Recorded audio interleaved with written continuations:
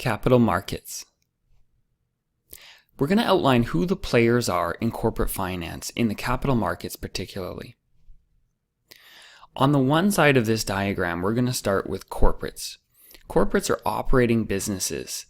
They run manufacturing companies, service companies, technology companies, and they require capital to grow and run their operations. On the other side, we have institutions.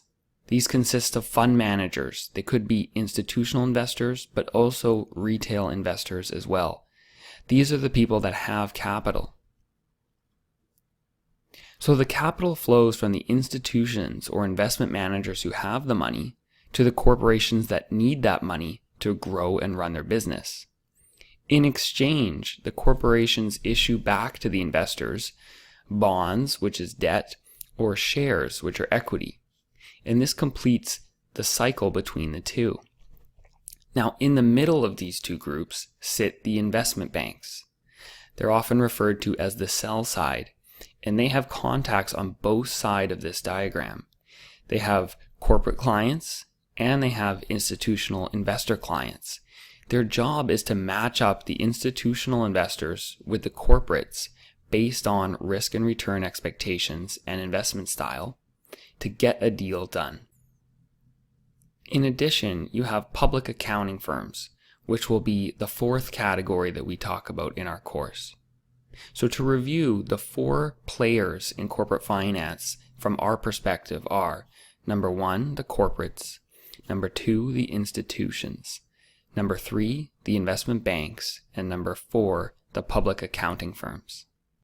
This is an example of how the primary markets work. Let's move on now to talk about the secondary market. In the secondary market, after securities have already been issued, they trade between investors. So on one side, you have a fund manager who wants to buy securities of a public company. On the other side, you have a different fund manager, somewhere else in the world perhaps, who wants to sell those same securities.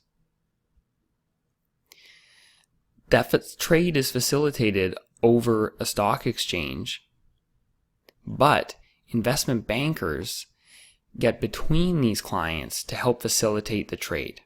So once again, the investment banks facilitate sales and trading and provide equity research coverage to help the fund managers make decisions about buying and selling those securities.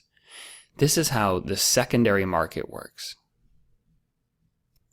So to recap, in the primary markets, we have banks, corporates, fund managers, and accounting firms all facilitating the issuance of securities.